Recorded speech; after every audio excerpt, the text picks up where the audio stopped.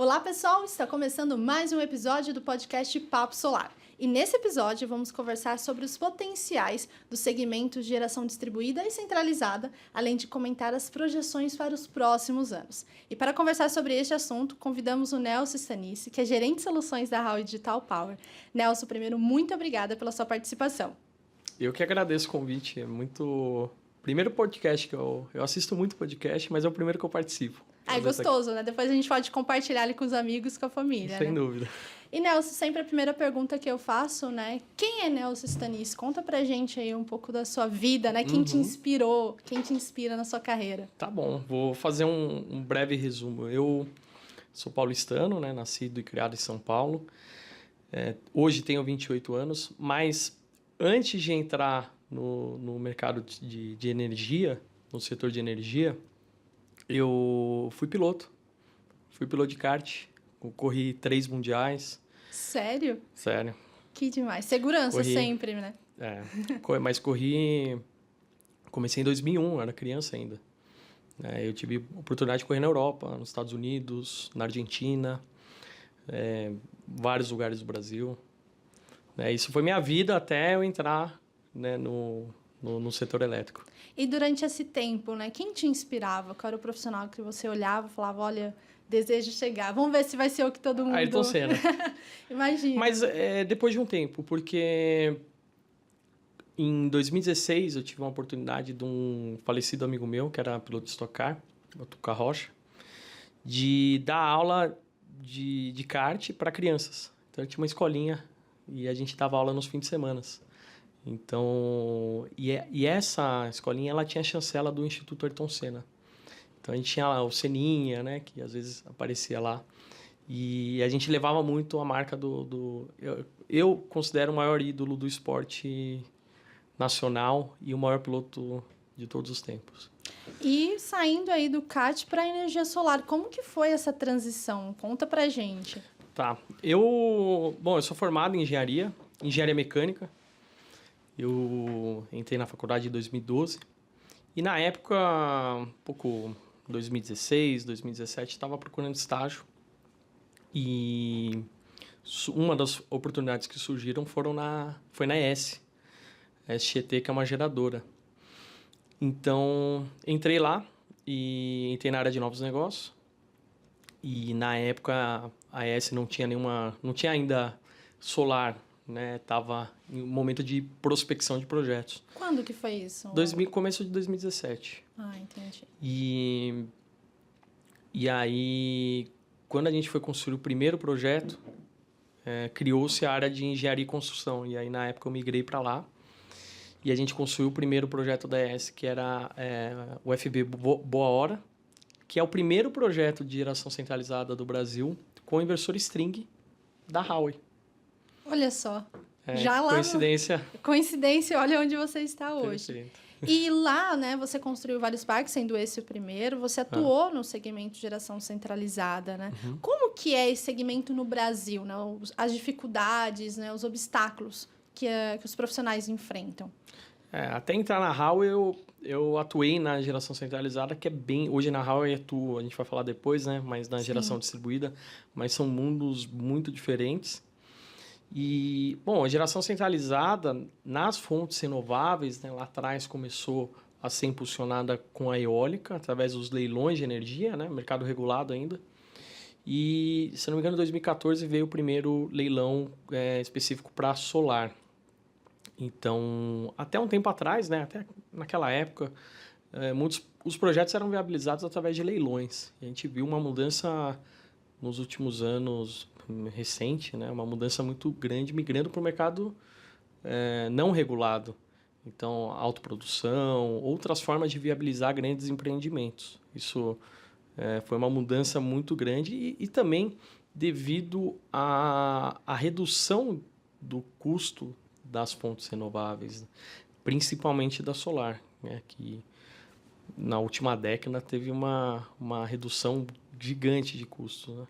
Isso certamente motivou ainda mais a geração distribuída, né? A gente vai celebrar agora 10 anos da Resolução 482, que permitiu que isso acontecesse. Nos últimos anos, a gente vem dessa crescente, e agora com a lei também isso só aquece ainda mais essa corrida, né? Antes era a corrida do ouro, agora é a corrida do sol, né?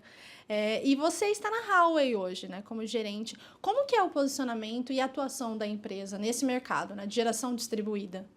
Perfeito. A Huawei atua em todo o setor de solar, né? Então, como eu comentei, da geração centralizada, grandes projetos, né? Aquele de Boa Hora, né? O projeto Boa Hora da ES foi o primeiro.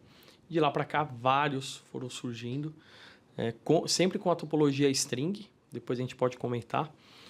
Mas, além desses grandes projetos, a gente tem o mercado de comercial industrial e residencial, que é a geração distribuída. E a gente atua através de distribuição, na geração distribuída, através de distribuidores. Então, aí, recentemente, a gente anunciou novos parceiros, né, novos distribuidores que vão trabalhar com a marca Huawei a partir de agora. Inclusive a gente noticiou, né? Entre eles, acredito, a L8, a Ecore também está nesse, além de outros, né? Perfeito. E você já atuou na geração centralizada, atuando agora na geração distribuída, e muitas pessoas ainda não têm o conceito, né? O que é geração descentralizada, distribuída, a gente tem um público muito grande. Mas quais são os principais pontos de diferença que você destaca entre esses dois segmentos, tanto de instalação quanto de perfil de investidor, né? Tá. São diferentes, são públicos diferentes, Sem né? dúvida, são mundos diferentes. Mas acho que antes de chegar na resposta da pergunta que você fez, a gente tem que olhar o setor elétrico como, se a gente olhar o Sistema Interligado Nacional, tem grandes linhas de transmissão e depois um nível mais baixo, a distribuição. Até pouco tempo atrás, até não ter esse grande avanço da geração distribuída, o setor ele era, podemos dizer assim, unidirecional. Sempre da geração, né, a energia, o fluxo de potência da geração para as cargas. Então, um exemplo que eu uso, por exemplo, Itaipu. Itaipu atende majoritariamente São Paulo e está a 1.000 quilômetros de São Paulo, quase. Então, essa era a estrutura do setor elétrico até poucos anos atrás. Continua sendo, só que agora a gente tem a implementação da geração distribuída, que é a geração junto à carga ou muito próxima dela, Sim. a nível de distribuição. Então, essa é um grande avanço do setor elétrico que vai permitir muitas outras coisas, né? Agora, você falou diferença de perfil. A geração centralizada atende o mercado regulado, né, através de leilões de energia para atender as distribuidoras, né, no leilão de energia, ou autoprodução, que são grandes consumidores de energia, grandes indústrias, né, que têm uma necessidade, uma demanda altíssima de energia e busca, através, por exemplo, da autoprodução, ter uma redução de OPEX, né, no custo de energia. Agora, na geração distribuída, o público é o dona de casa, ou o dona do comércio, né? São pessoas, eu diria, pessoas comuns, né? Que buscam através das... consumidores mais ali abaixo, né? Que estão abaixo das distribuidoras, por exemplo. Mas eu acho que a grande diferença é que normalmente não são pessoas que conhecem, né, de energia ou do setor elétrico. Pessoas que atuam com o comércio em outras, né, tem outras expertises, mas não necessariamente conhecem de solar. Mas escutam falar na mídia, né, entendem o benefício tanto financeiro quanto para o sistema elétrico brasileiro e querem investir para ter uma redução na conta de energia e também colaborar com o sistema. Mas é um público, assim, podemos dizer, público mais leigo, né? O consumidor final da energia da geração distribuída. Né? Sim. A gente está vendo aí o boom, né, da Lei 14.300 sendo aprovada, sancionada em janeiro. A gente vê diversas campanhas, né, na mídia, a gente tem visto muito isso, né, não só no canal Solar, mas na mídia, na grande mídia, né, de que pessoas cada vez mais interessadas pela energia solar. Como que a Huawei está se preparando para atender, né, esse aquecimento do mercado? já estamos preparados, né? A gente já atua no Brasil há alguns anos, né? Como eu falei, em toda a cadeia. E agora, né, na geração distribuída com mais distribuidores, a gente está preparado para atender toda a demanda, desde o residencial até na geração distribuída até projetos maiores. Entendi. E você comentou, eu queria aproveitar, né? Você falou já sobre isso, sobre as topologias na geração centralizada, né? Existe uma discussão de localização dos inversores, né? Centralizar, vai distribuir na planta. Qual que é a sua opinião, né, sobre isso? Não sei se é um assunto polêmico, né, no setor. Eu tenho uma opinião forte, mas o que a gente pode falar de diferença? Existem inversores de estágio único, de conversão, e inversores de estágio duplo, que tem conversão, vários conversores CCCC, que são os MPPTs, e depois uma conversão CCCA. Inversores de estágio único, normalmente inversores centrais ou virtual central, que são, é o que você falou, né, da topologia de estar centralizado perto do transformador, normalmente. Sim. Esses inversores de estágio único, você pode ver que eles têm características similares. Normalmente a tensão de saída é 600 volts. E por quê? Porque a tensão de entrada mínima, pode ver, para startar um inversor de estágio único, é da ordem de 850, 860 volts, que é uma tensão mais alta. O nosso, por exemplo, da linha para geração centralizada, né, o nosso inversor string, ele é um inversor de saída 800 volts, e a tensão de entrada é 500 volts. Então, a tensão de entrada é menor do que a tensão de saída. Por quê? Por causa desse duplo estágio. Você tem vários conversores CCCC, que são conversores do tipo Bush, conseguem aumentar a tensão para aí sim fazer a conversão de CCCA. Então, assim, na prática, né, o que acontece? Além de muitas outras coisas, o inversor string, você não tem a necessidade de string box, que é um ponto de falha. A gente pode abordar isso mais. Né, ponto de falha, e ainda mais quando a gente fala em corrente contínua. Quanto mais pontos, maior probabilidade de um arco elétrico. E também você não consegue ter um monitoramento inteligente das strings. Né? Então, numa geração centralizada, você tem muitas strings conectadas no mesmo inversor. No caso, no inversor central, muitas mesmo, né? Na ordem de centenas. Sim. Então, você não consegue monitorar elas, por exemplo, fazer levantamento de curva IV ou outros dispositivos que no inversor string inteligente a gente consegue. E a Huawei foi pioneira nisso, apostou na topologia string, a gente não tem central, apostou e agora o mercado, né, globalmente, isso daí é uma tendência dos inversores string também em geração centralizada. Eu acredito fortemente que esse fenômeno só vai continuar crescendo, né? A proporção, aqui no Brasil já está acontecendo também, o market share de inversor string na geração centralizada só está crescendo, porque quem opera o inversor string normalmente não quer mais operar o inversor central. E é fato, né? Pelo que a gente conversa. Pela experiência, né? A pessoa vê e fala, olha, não, esse é o melhor caminho. E um ponto interessante que você falou que a Huawei, ela pesquisa, né? Você trouxe aí bastante informações. Como que é a área de pesquisa e desenvolvimento da Huawei?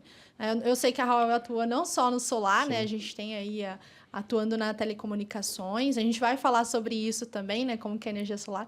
Mas conta pra gente um pouco como que é o desenvolvimento de pesquisas na empresa.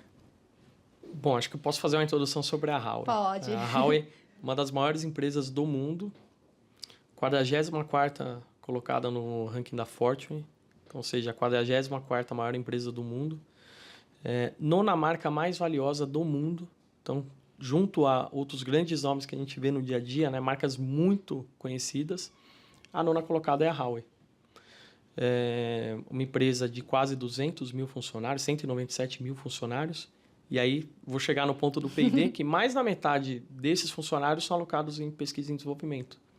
105 mil, que dá uns 53%. Nossa, uma bela alocados em desenvolvimento, pesquisa e desenvolvimento em várias frentes. Né? Então, a gente tem, como você mencionou, telecom, produtos e serviços para telecom. Tem a parte de enterprise, que é produtos e serviços para empresas que não são de telecom.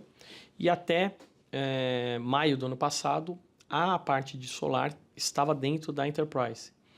Então, a partir de junho de 2021, junho do ano passado, foi criada a nova divisão, que é a Digital Power, a nova unidade de negócio, que é para focar em energia solar, armazenamento de energia e soluções para descarbonização, né, para migrar a sociedade para um zero carbono.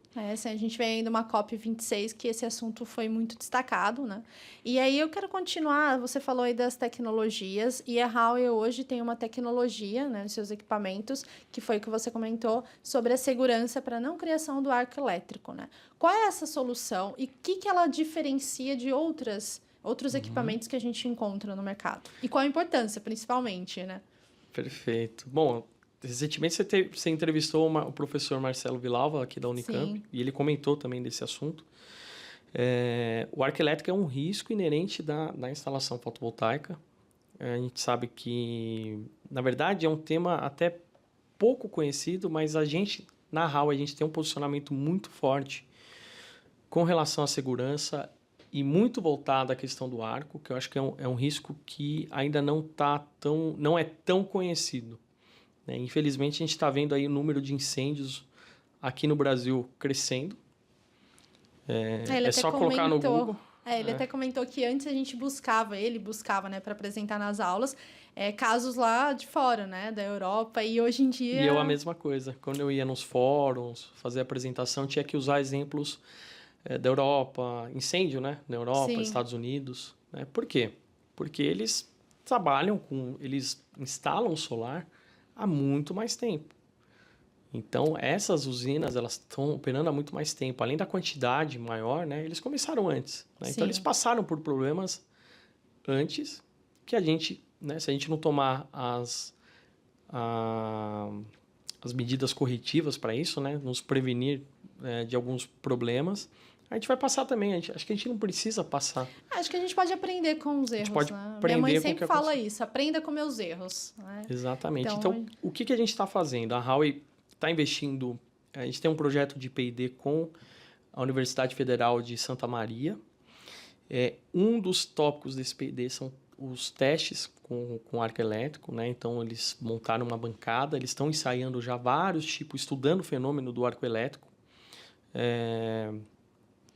Só me corrija se eu estiver errado, mas você compartilhou isso no LinkedIn. Compartilhei. E foi assim, os comentários, né? Todo mundo preocupado com essa situação, acompanhando a pesquisa. Então, eu acho que é um assunto que, embora não... Provavelmente muitas pessoas já estão falando sobre isso, mas, por exemplo, a gente vê mais gente preocupada, às vezes, com a venda do equipamento, olha, quais são as técnicas para melhor vender seu equipamento, melhor vender sua marca, ou pós-venda, mas não tão preocupado com essa questão de segurança, né? É essa grande preocupação aqui do Canal Solar também, porque quando tem um incêndio, nossa equipe de jornalismo vai apurar, né? A gente entra em contato com a Polícia Civil, que faz toda a investigação, com o Corpo de Bombeiros, e naquele momento eles não podem dar essas informações.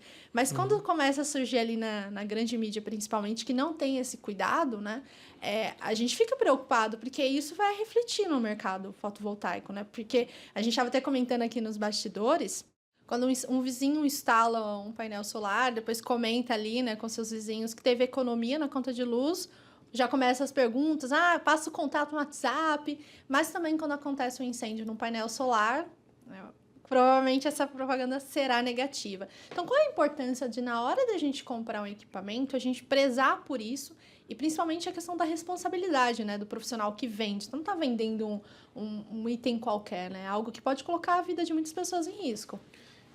Eu acho que tudo parte do princípio da informação que chega para o cliente final. A gente vê muito falar de guerra de preço, porque o mercado está banalizado, porque só o produto mais barato, só a instalação mais barata que está vencendo, né, que o cliente está contratando. Mas, na verdade, até que ponto o cliente está ciente dos riscos que ele está correndo? Né? Será que ele sabe que existe um risco de arco elétrico, por exemplo, de uma instalação mal feita, ou de um equipamento que não tenha esse tipo de proteção, e que ele pode pagar um pouco a mais para ter isso? Será que ele sabe disso? Eu aposto que se ele soubesse que existe esse risco de incêndio, entre outros, né, problemas, ele estaria disposto, ou a grande maioria estaria disposta a investir. pagar mais. Eu usei um exemplo no Fórum GD Sudeste, eu usei uma analogia com a aviação. Então, quando você vai pesquisar um voo, a gente sempre procura o mais barato, né? Dentro daquele que atenda, né, o nosso roteiro e horário. Mas a gente não consegue achar um voo mais barato que tem menor segurança. Não existe. Isso é inegociável na aviação. Não consigo falar, eu vou voar num avião mais baratinho porque a passagem é mais barata. Não existe, é inegociável. Mas mesmo se existisse, quantas pessoas pagariam menos para ter menos segurança? Você pagaria? Eu nem a pau. Eu também não. Eu iria de ônibus, se fosse questão de economia, né, limitada. Então, eu acho que é tudo uma questão da informação que chega para o cliente. Daria para voar mais barato? Daria. O avião seria mais barato? Seria. Teria menor risco de segurança? Com certeza. Vale a pena? Acho que não. Então, eu acho que está havendo uma inversão de valor no nosso mercado, né, de ir pelo mais barato. Por que eu vou pagar mais caro se dá para pagar mais barato? Mas a qual custo, né, você vai pagar mais barato? Se o cliente estiver ciente desses riscos, ele está disposto a pagar um pouco a mais para contratar um bom profissional, né, para entender qual que é o valor de um bom profissional e entender o valor de um bom produto.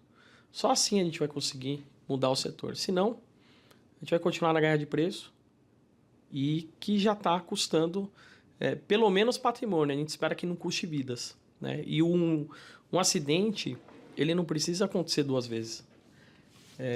A Boate Kiss, por exemplo, né? Há 10 anos já, vai fazer 10 anos, se não me engano, foi 2012. Pegou fogo uma vez. O CT do Flamengo pegou fogo uma vez. O avião da TAM, que bateu lá em Congonhas, no prédio, teve acidente uma vez só. Mas custou muitas vidas. E na Solar, o sistema pega fogo uma vez só também. Mas aí a gente volta no ponto que você tinha perguntado, qual que é a diferença do consumidor na geração distribuída para a geração centralizada? Como eu falei, na geração centralizada, normalmente são empresas, né, que têm um corpo técnico para avaliar a compra de um produto, ou para avaliar, né, o que está sendo adquirido. Dimensionamento e tudo, né? Só que na geração distribuída, o cliente final ele não tem esse corpo técnico, né? Ele confia no instalador. E é o que você comentou, o boca a boca é a melhor propaganda nesse caso. Então, um vizinho tomou a iniciativa, instalou um sistema, e ele gostou do serviço, os outros vizinhos já vão ficar curiosos, né? O que é isso daí? É solar, tal, legal, vi na TV, com quem que você instalou, vai pegar o contato e vai, né, instalar também. Mas se você tiver um acidente em uma dessas casas, os outros não vão querer instalar. E aí também volta no ponto do conhecimento técnico. O cliente ele não vai avaliar, isso daqui não tinha detecção de arco elétrico. Não. Isso aqui foi o conector era da marca X, então não era bom. Não, ele vai olhar e falar, o negócio pegou fogo na casa do meu vizinho. E vai remeter à energia solar. Então, a energia solar é perigosa. Exatamente. Eu não vou instalar na minha casa. Então, quando isso acontece, é ruim para todos nós aqui. Com certeza. Para mim, para você, todos os profissionais que atuam nesse setor, isso é ruim. Porque diminui o tamanho do mercado. Na geração distribuída, isso é muito importante. Eu acho que, de uma forma geral, isso não está sendo levado em conta. Entendi. Nelson, eu queria aproveitar e comentar contigo, você falou da aviação, né? Eu gosto muito, acompanho, eu gosto de entender como que é o processo da ANAC. Tive uma pequena experiência, eu fiz curso de comissária, e ali a gente tinha uma matéria que a gente tinha que estudar justamente o avião, tem um período de manutenção da aeronave, não pode ultrapassar um limite de voo, cada piloto tem que ter. Hoje, na energia solar, na sua opinião, existe um órgão regulador em comparação com a ANAC? Se não existe ou se existe, o que precisa ser melhorado? Olha, na geração distribuída, infelizmente não. Infelizmente não. Para avaliar nesse nível, o que você falou, a manutenção também é um ponto muito importante. Se a gente está falando no ativo que vai operar por 20 anos, 25 anos, existe uma manutenção a ser feita nesse período, com certeza. Sim. É que nem um carro. Você compra um carro, você deixa de fazer manutenção nele, né, e você vai postergando, chega uma hora que ele fica inguiável. Né? Com certeza. E o prejuízo é altíssimo, né? Do que ter feito uma manutenção. Só que tem um detalhe. Na solar, o risco do arco elétrico é muito grande. Né? Então, o arco elétrico, acho que o professor Marcelo Villalva explicou muito bem, mas ele é o fluxo de corrente que passa pelo ar. Mas isso gera altíssimas temperaturas. Inclusive, o pessoal lá da Federal de Santa Maria está fazendo os ensaios, eles tentaram medir a temperatura desse arco, né, através de uma câmera, e não conseguiu, porque a diferença entre a temperatura do arco e a temperatura ambiente é muito grande. Nossa, isso... A imagem satura e ele não consegue pegar qual que é a temperatura. Por isso que gera um incêndio. Então, aquele vídeo que você comentou, que eu postei, foi feito um ensaio desconectando, né, com dois, na bancada do arco elétrico, né, do ensaio do arco elétrico, se desconectou um pouco o conector MC4 e já gerou o arco e gerou um incêndio no próprio conector, porque alta temperatura queima até o plástico, né, do conector e aí gera um incêndio. Aquilo, tudo bem, ali no ensaio parou por ali porque é o que tinha para queimar, né? Mas é o que tinha para queimar. Numa instalação fotovoltaica, aquele incêndio vai se propagando para os módulos, para o telhado e vai queimar tudo. Né? Então, quais que são os métodos para prevenir um incidente desse? Eu acho que, primeiro, obviamente, uma instalação de qualidade, né? Um bom profissional fazer a instalação, porque, como eu comentei, né? Um conector frouxo, um conector mal crimpado, ou às vezes até uma falha de isolação por algum outro motivo, causa o arco. E o arco resulta num incêndio, como a gente vem mostrando e vai mostrar muito mais. A nossa ideia, nós da Howe, nós queremos educar o mercado com relação a esse risco. Então, o primeiro ponto é uma boa instalação, né, capacitação. A gente também tem projetos de capacitação, né, iniciativas de capacitação. O segundo é ter o dispositivo de proteção contra arco elétrico. Isso é fundamental. Né? E aí também tem uma questão aí da tensão, porque tem gente que acha que o inversor que tem baixa tensão de entrada não tem um risco de arco. A gente está provando o contrário. Existe sim. Mas aí a gente vai evoluir com o tempo, fazendo mais ensaios e mostrar isso para o mercado. Mas ter o dispositivo de proteção contra arco elétrico é fundamental.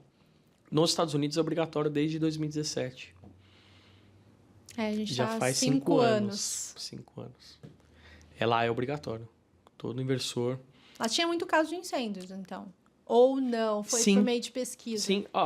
Vou dar um exemplo. O Walmart, 7 lojas pegaram fogo. E a causa foi detectada Estados Unidos, que veio... Má instalação, né, conector frouxo, coisas do tipo. Foi o que foi averiguado na época. Isso foi entre, se eu não me engano, 2012 e 2017 que aconteceram esses incidentes, né? 2012 aqui no Brasil a gente... tava nascendo a Tava nascendo, né? E lá já tinha problema de incêndio, né? Então, por isso que não é à toa que é obrigatório esse tipo de proteção.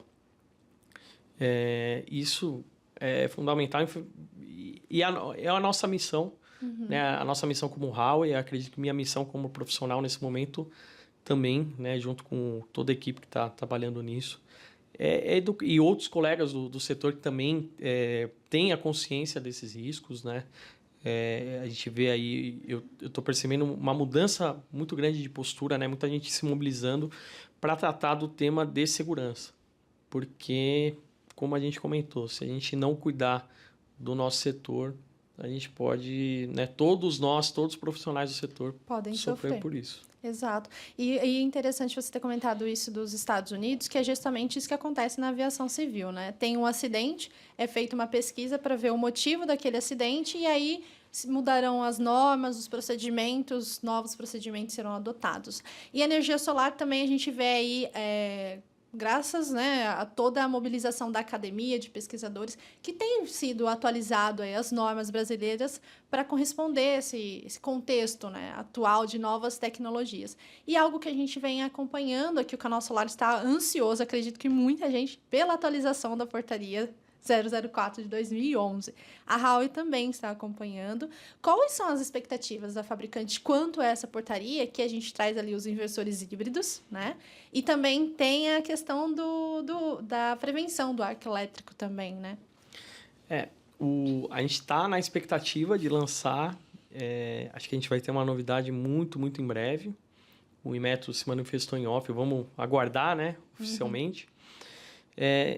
E a gente vem trabalhando, né, cooperando com o Inmetro, né, na revisão, eu e outros colegas do setor também, na atualização dessa minuta já, eu acredito, se eu não me engano, final de 2020, que a gente começou a discutir essa atualização, né, que já era para ter acontecido há muito tempo, né? 10 anos se passaram, né? Muita coisa mudou de lá para cá.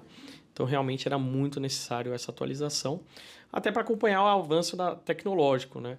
Exato. A tecnologia, em 10 anos, acredito que a gente não tinha WhatsApp, né? Eu acho que eu estava começando a usar. Então, às vezes eu paro para perguntar aqui pro pessoal como que era a comunicação antes, né? Então, o WhatsApp Muita veio coisa para mudou. revolucionar e a gente está acompanhando aí o Telegram, né? As normas mudando. O mesmo acontece também no mercado de energia solar. Um inversor, há 10 anos, por exemplo. Muito diferente. Bem diferente do que é E hoje. o que a gente vê é que o inversor está incorporando proteções que antes eram da instalação.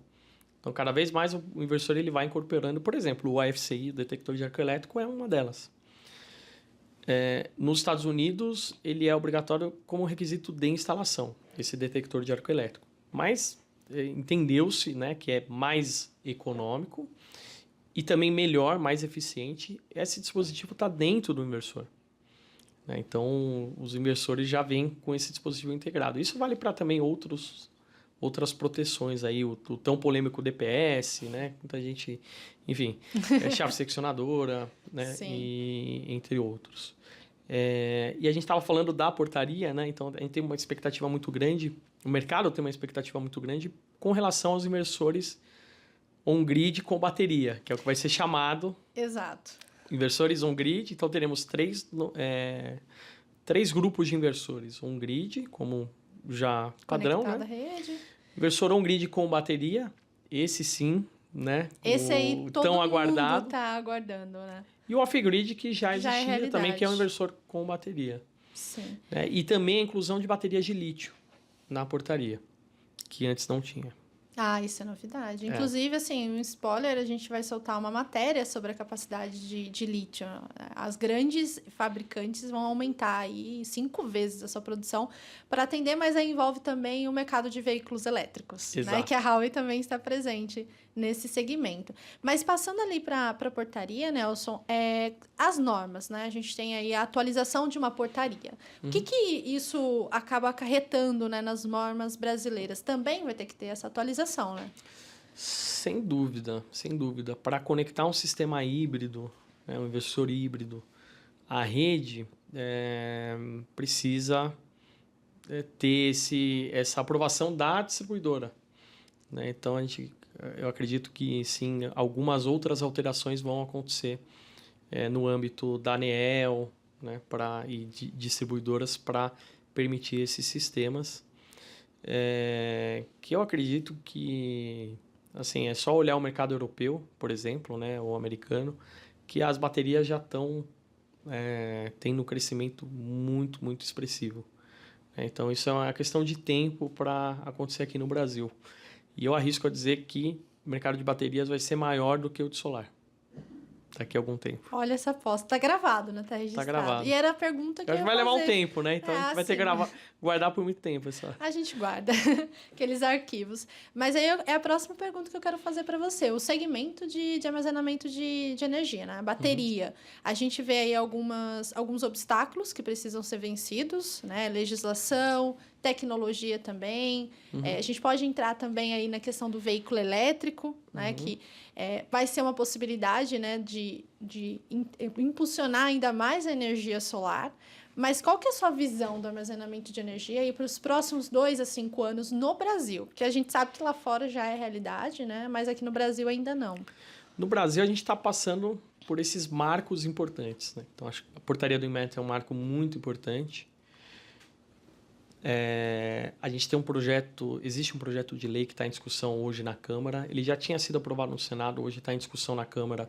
Como teve muitas emendas, talvez tenha que voltar para o Senado, que é o PL 414. Ele trata da reforma do setor elétrico em vários âmbitos, mas talvez o mais importante para a gente entender é a distinção entre energia e potência. Então, por exemplo, vou dar um exemplo aqui, né? Hoje um leilão de solar, um leilão de energia de solar. Ele é contratado por energia. Então, aquela usina ela tem que gerar X megawatt-hora, gigawatt-hora ao longo do ano, ao longo do mês, enfim, ao longo de um período. Isso é energia, né? A potência ou lastro tem a ver com despachabilidade. Em quais momentos, em quais horas do dia você consegue entregar essa energia. Porque a gente sabe que a solar ela tem uma curva típica, que também varia com o recurso naquele momento. Então, se tiver uma nuvem, por exemplo, agora tá meio nublado, né? Quando eu cheguei estava sol. Então, com certeza, a geração solar deu uma boa diminuída. Sim. Né? Então, ela não é controlável, ela é intermitente. Então, famosa fonte intermitente. Assim como a eólica, que depende do vento. Né? Ela até, talvez... mais sensível até, né? Porque até do que a solar. A potência do vento é o cubo da velocidade. Então, qualquer alteração na velocidade muda muito o recurso, né? Mas, enfim. Então, são fontes intermitentes que a gente consegue medir por energia, né? Durante um certo período, você tem que gerar um tanto de energia ali. A gente não consegue controlar, né? O ONS, por exemplo, não consegue entrar em contato com alguma geradora fotovoltaica ou eólica e falar, me entrega 100 megawatts tal horário. Não dá. Não dá. Então, isso só acontece através de fontes despacháveis. E a bateria, aí que está o grande ponto. A bateria, ela consegue tornar a fonte intermitente despachável. Então, você consegue ter um controle, né, de carga e descarga da bateria e despacho para a rede, que sem a bateria você não tem. Por isso que brilha os olhos, né? O armazenamento de energia. E esse projeto de lei, ele trata justamente disso. Da distinção entre energia e lastro. Então, as usinas que entregarem um montante de energia, elas vão ser remuneradas por isso, mas vai ter uma outra parcela da remuneração, que é o lastro. Quanto você consegue modular essa energia, entregar em quais horários, e ser remunerado por isso, tá? E aí, se a gente for além, a gente não consegue, eu não consigo prever o que vai ser aprovado ou não, mas o que a gente espera? Que, junto à carga, né, o consumidor que tiver a bateria junto à carga, né, seja na residência, no comércio, no prédio, enfim, na indústria, e que ele consiga ajudar o sistema elétrico a otimizar, né? Otimizar todo o sistema elétrico. A gente sabe que tem, por exemplo, o horário de ponta. Por que tem horário de ponta? Porque dentro daquele período é onde tem o maior consumo, né? A maior demanda por potência. Então, todo o sistema elétrico de transporte de energia, né? Distribuição, transmissão, ele tem que atender pelo menos esse horário de ponta, né? Onde o consumo é muito maior, né? Principalmente no residencial. Se olhar a curva típica de um consumo residencial, ela é muito destoante entre o horário de menor consumo e o de maior consumo, né? Com a bateria, a gente consegue nivelar isso. Então, no horário de ponta, no horário de maior consumo, a gente consegue usar a bateria para não exigir tanto da rede. E qual que é o benefício disso? A gente posterga novos investimentos em infraestrutura da rede, né? Que no final, para o consumidor que está assistindo a gente, vai passar ali na fatura, né? Que a gente vem passando. Essa a ideia, porque se a gente está entregando um benefício para o sistema, por que não ser remunerado por isso? Esse é o grande ponto. Não, isso é o que todo mundo quer. Se isso acontecer, pode esperar um grande crescimento nas baterias, né? Na demanda por baterias. Você falando aí horário de ponta, fora ponta, eu tenho tarifa branca em casa. A gente, antes de adotar essa tarifa branca, a gente mediu ali a nossa rotina, qual é o horário de consumo. Foi bem na época da pandemia que a gente mudou para essa residência. Então, era no home office, a gente remanejou ali a agenda. Eu fico imaginando o potencial da tarifa branca junto com o armazenamento de energia, o sistema fotovoltaico. Porque é justamente isso, na hora que eu estou consumindo, né, que seria o horário de ponta, ser mais alto o valor da minha tarifa, eu simplesmente ali faço um desconecto à rede, não deixo de pegar a energia gerada da rede Ou pego o mínimo possível. Pego o mínimo possível e pego a energia que foi armazenada na minha bateria. Isso Essa seria... Mas além disso, né, aí você está falando de diferenças de tarifa. Mas além disso, se o consumidor for remunerado por atender uma curva de consumo, imagina assim, a distribuidora... Isso eu já estou pensando num futuro talvez um pouco mais distante. Mas a distribuidora, o centro de operação comunicar com as casas, os comércios, né? Com as baterias, vamos colocar assim, né? Com os sistemas inteligentes. E dar um perfil de consumo desejado. Ah, entendi. Né? Na Austrália, assim. E se você atender esse consumo, você tem um desconto na tarifa. Dessa forma, você viabiliza muito mais rápido, o payback é muito mais rápido com sistemas de armazenamento. Esse é o ponto. E aí, emendando, né, que a gente vai precisar de comunicação. Aí talvez entre o 5G. Comunicar das unidades consumidoras até o centro de operação da distribuidora ou do ONS, né?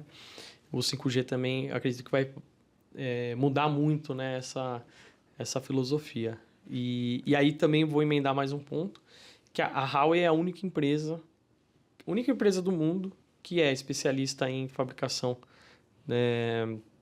em digitalização, então 5G, cloud, inteligência artificial e fabricação de hardware para o sistema, para energia, né? Então, a Digital Power é a única empresa que consegue unir esses dois mundos. Hoje, o mercado, né, vende kits, né? Kits fotovoltaicos, instalação. Num futuro próximo, a gente vai vender algo muito maior, né? Uma solução muito maior, uma integração de vários dispositivos IoTs. Você vai falando isso, eu já vou imaginando aqui, né? Porque a gente vê cada vez mais a integração, né? A inteligência nas casas, cada vez mais casas inteligentes, desenvolvimento de soluções para facilitar a rotina ali do dia a dia dos brasileiros, enfim, do mundo todo. E a gente, na última edição da revista, a gente abordou o 5G, que inclusive a Huawei participou dessa matéria, falando da importância do 5G como auxiliando a energia solar, né? Explora mais isso pra gente, né? Você colocou aí só um ponto raso, mas na prática, né? Para o pessoal entender como que eles dois se conversam e principalmente por que o 5G e não hoje como as tecnologias que a gente tem. Tá.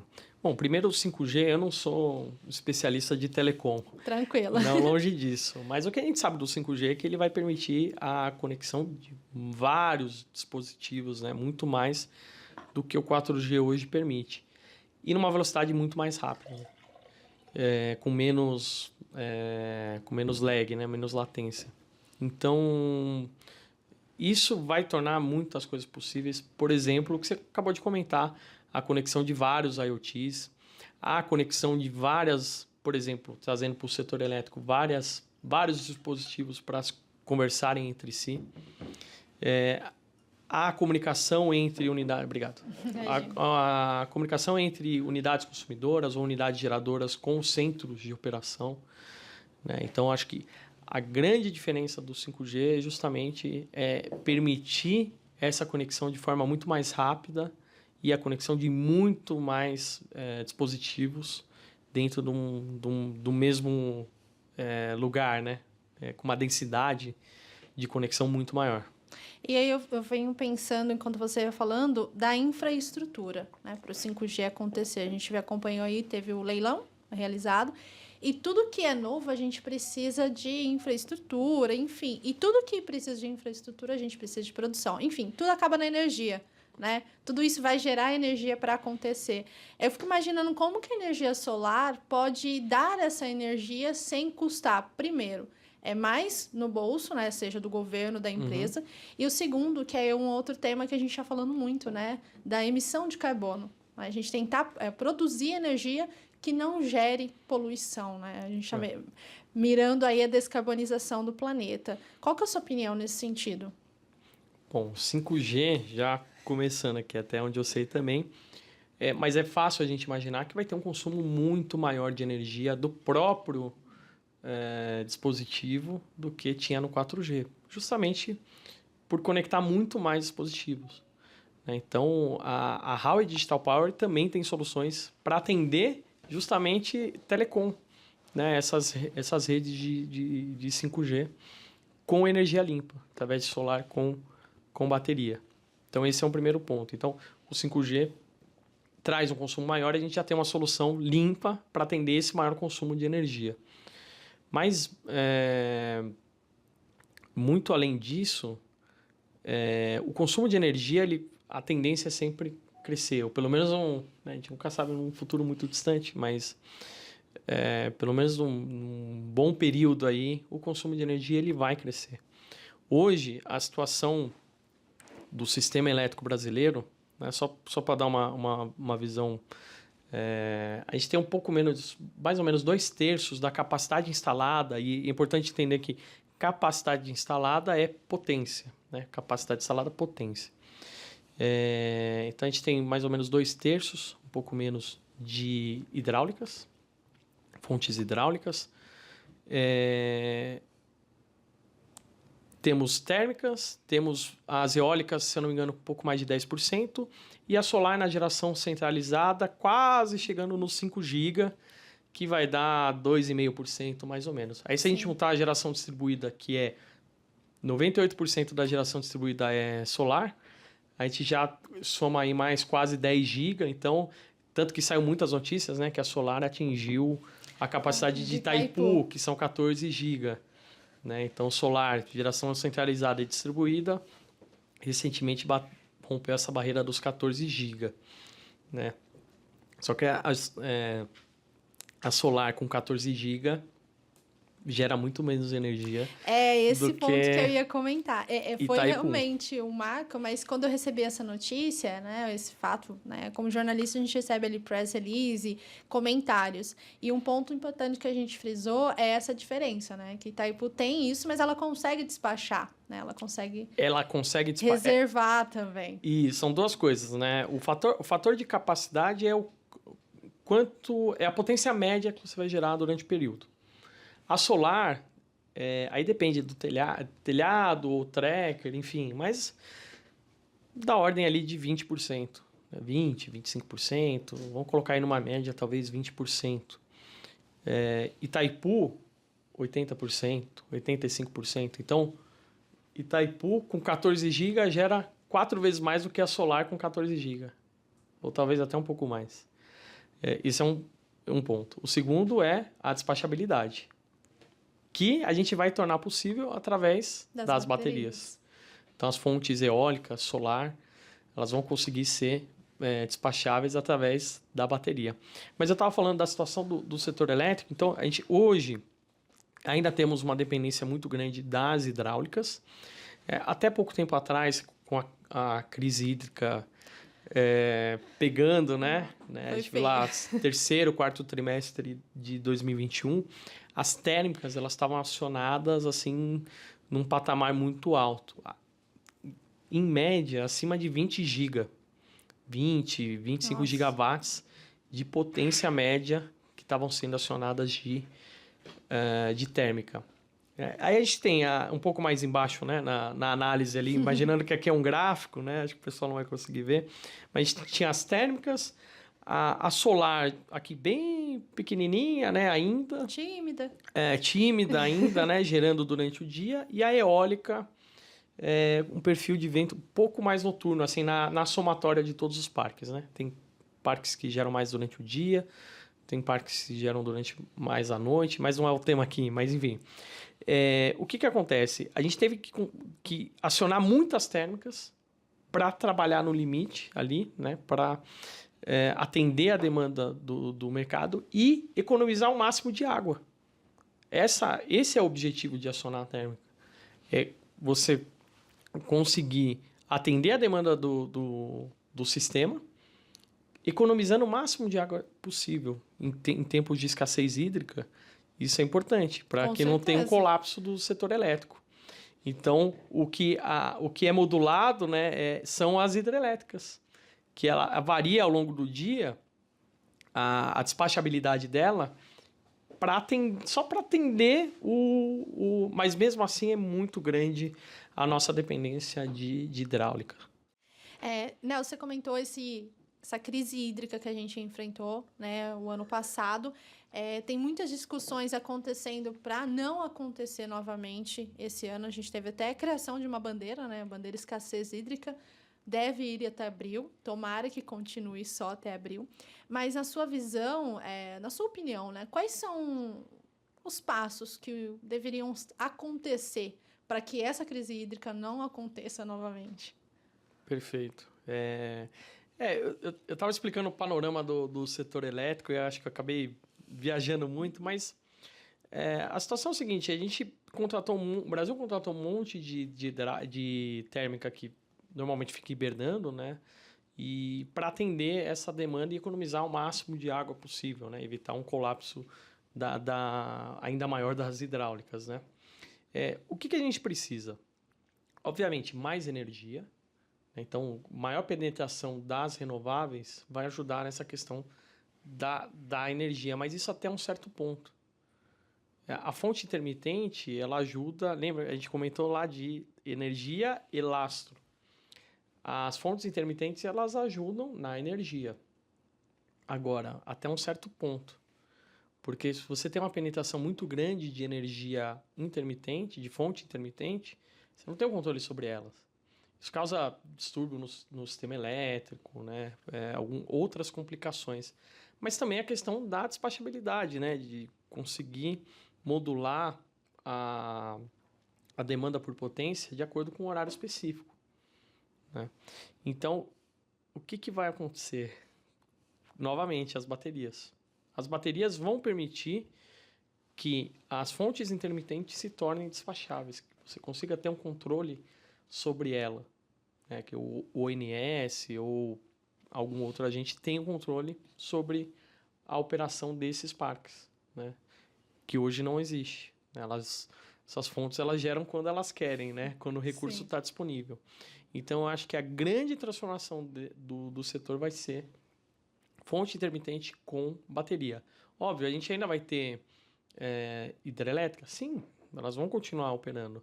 Só que quanto mais crescermos com fontes renováveis e com fontes renováveis despacháveis através das baterias, menos a gente vai depender dessas hidrelétricas.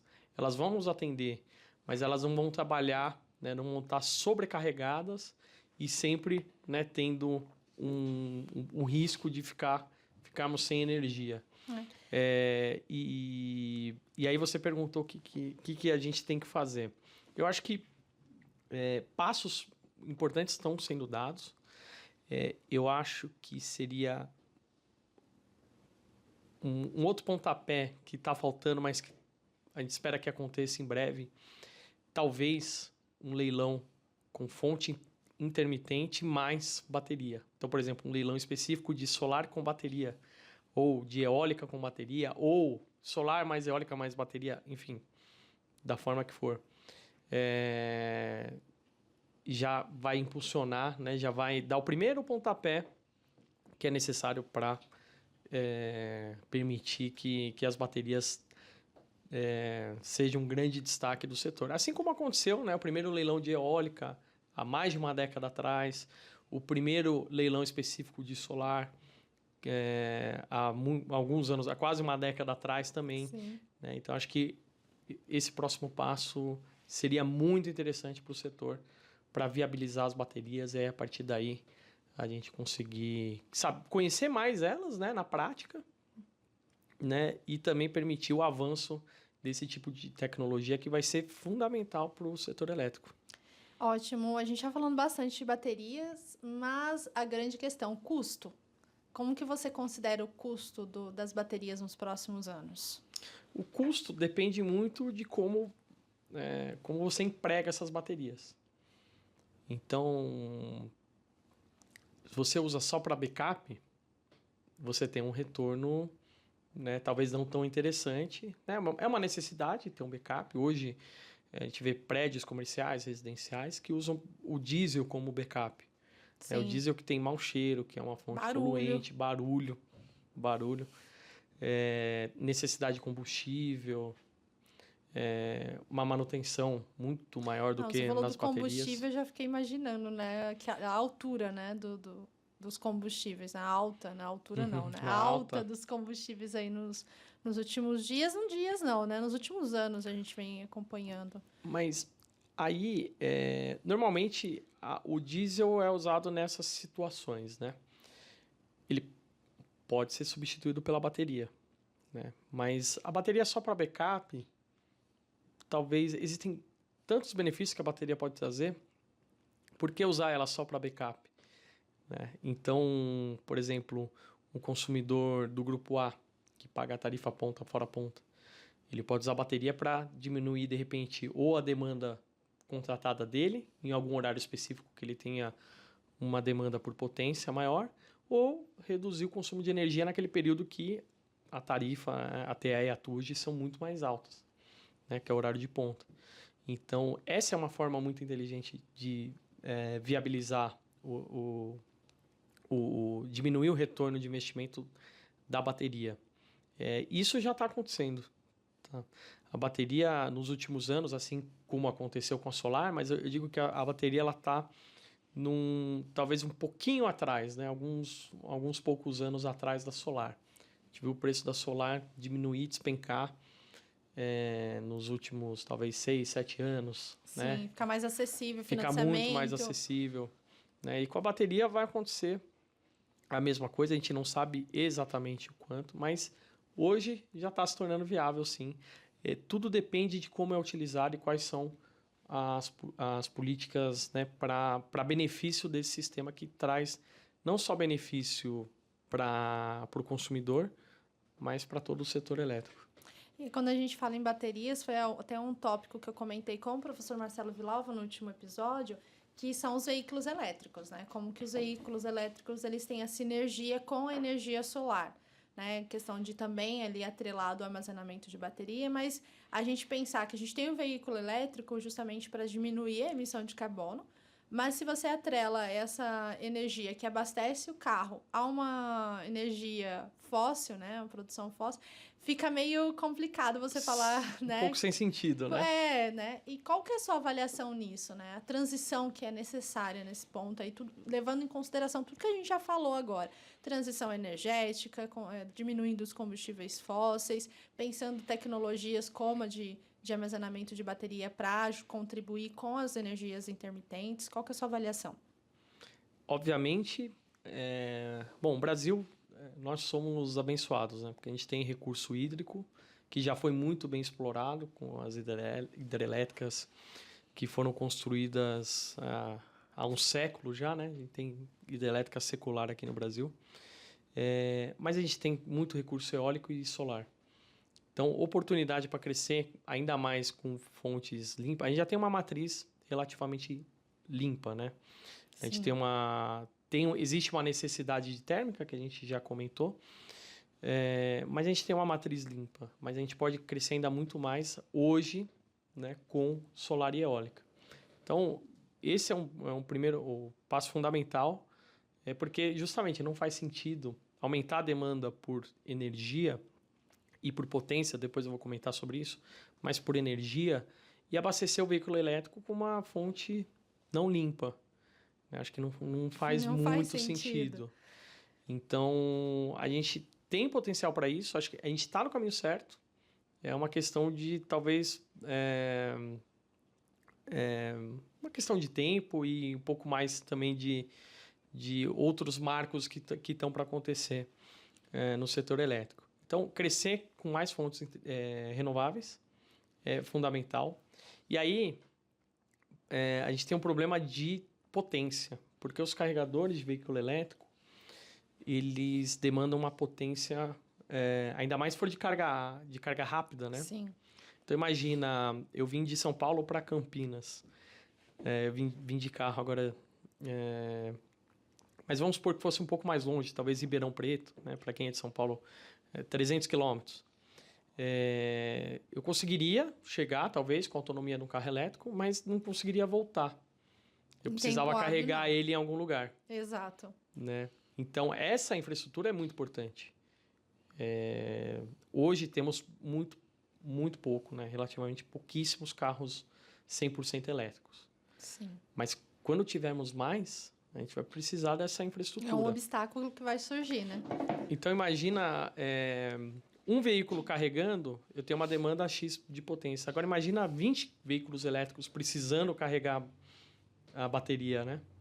Ele tem uma demanda gigante, muito maior, por potência. Então, o sistema elétrico não é só energia, mas potência. O sistema de transmissão, de distribuição, ele tem que suportar aquela potência instantânea daqueles 20 veículos carregando ao mesmo tempo. E às vezes carregando com uma carga alta, né? Uma carga rápida, que exige uma potência alta. Potência então, maior. existem outros desafios também relacionados à introdução dos veículos elétricos. Mas, assim, é uma questão de tempo, né? Mesma coisa para solar. Lá atrás existiam muitos desafios que foram vencidos e hoje a gente vê um setor que, na geração distribuída, dobra a cada ano. E o mesmo vai acontecer com bateria, com veículo elétrico. É só uma questão da gente entender os desafios e entender como contorná-los, né? Como enfrentá-los para permitir que o mercado floresça, né? Que ele cresça da forma que tem que crescer. Com certeza. E esse crescimento demanda qualificação, né? Sem dúvida. Porque foi o que eu comentei com o Marcelo, o professor Marcelo Villalvo, mas também com outros entrevistados do podcast, que a gente sempre se preocupa com a qualificação e a capacitação dos profissionais. Né? Tanto que essa é a missão do Canal Solar, né? Conhecimento é a nossa energia. Como que você avalia isso? E eu sei que a Huawei também tem participação importante em um projeto que roda aí o país todo, né? Qual que é a importância da qualificação, do treinamento do profissional? Fundamental. É fundamental. Você comentou no projeto, a gente tem o Roadshow, uma carreta itinerante, está rodando há quase um ano já. Começou em maio de 2021 e rodou 18 estados, mais de 50 cidades, e trazendo justamente conhecimento e capacitação para o Brasil inteiro. Isso... Foi até destaque, né? A gente até noticiou isso, foi destaque. Sim. Então, é muito legal ver isso, né? Que as pessoas estão interessadas em aprender.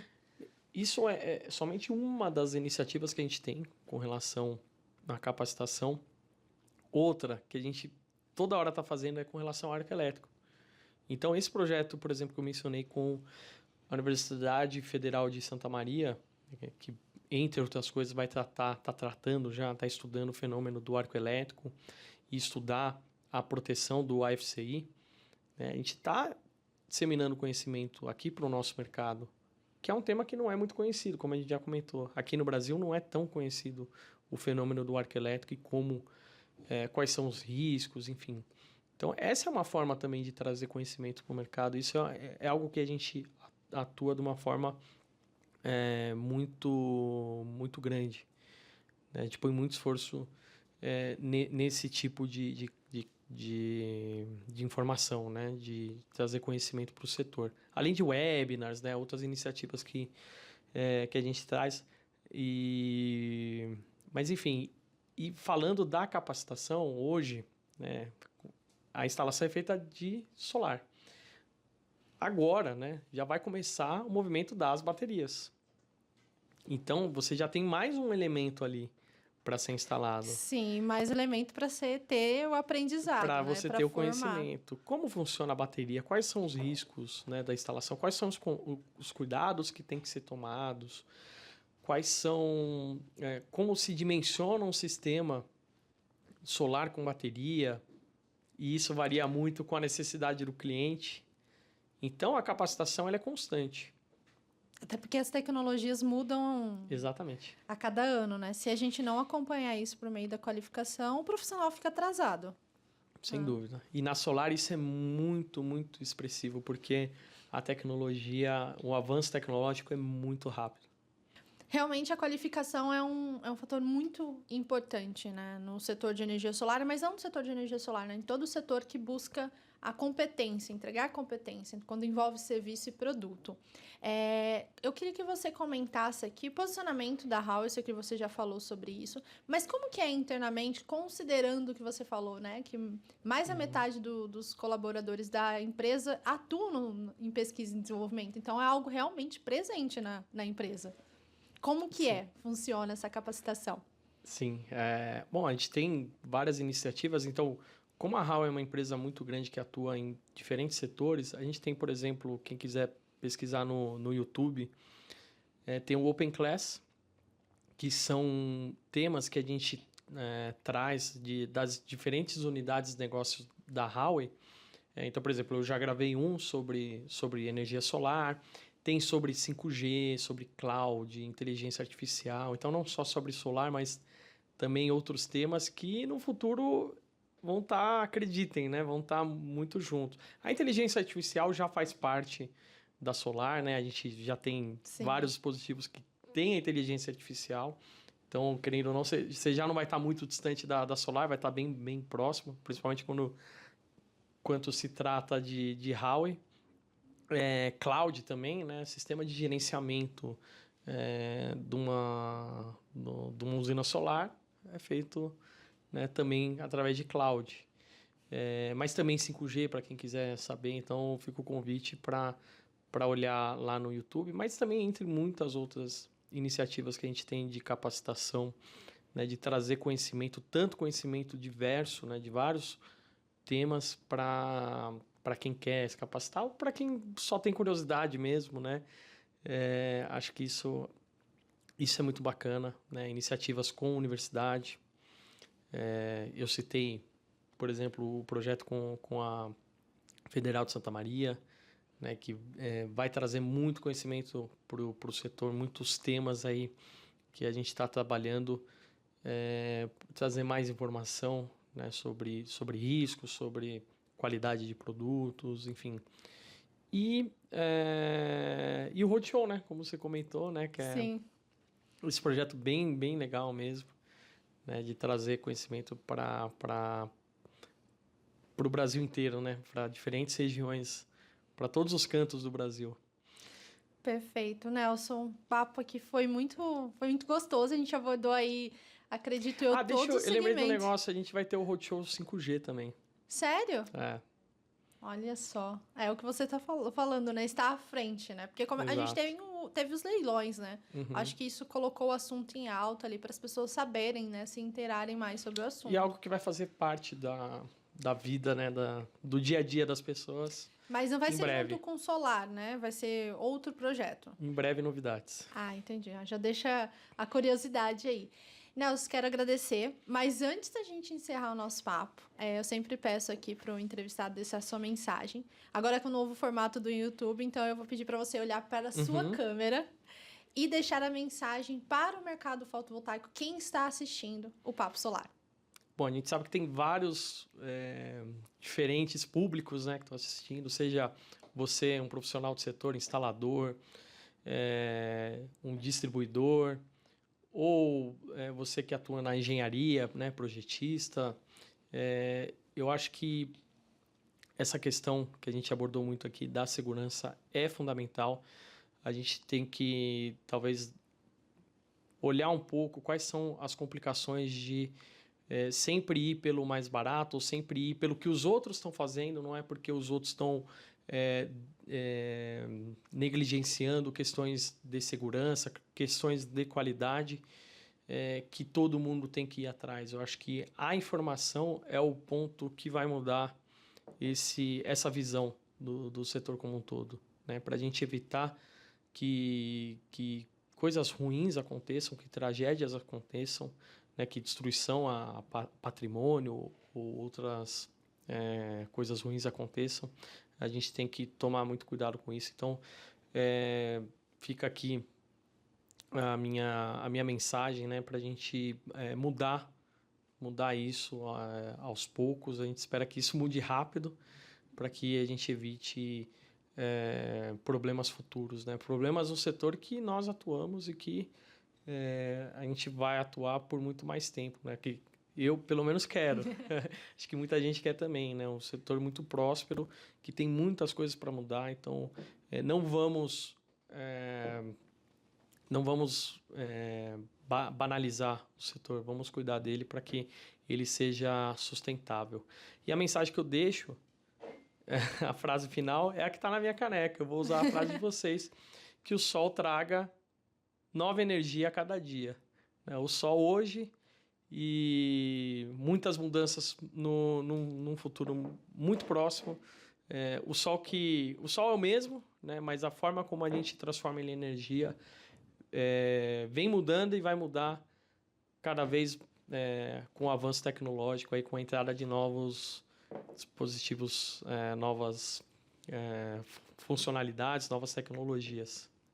Muito obrigada. Gostei da sua mensagem, principalmente o final aí. Nelson, então eu queria agradecer você, agradecer a Raul, a sua presença aqui e bater esse papo gostoso. Agora depois que a gente terminar aqui a gravação, provavelmente muitas pessoas estão pensando, né, de verdade as comidas, a gente comeu aqui. Sim. Mas eu queria agradecer. Eu comi quase todas as uvas aqui. E também fazer um convite a você que está assistindo o Papo Solar. Já se inscreveu no nosso canal? Se não se inscreveu, aí se inscreva agora. Clique no sininho para receber todas as notificações. Curta e compartilha, não só com os profissionais que você conhece, mas também com outras pessoas que querem aprender mais sobre energia solar. E até o próximo episódio.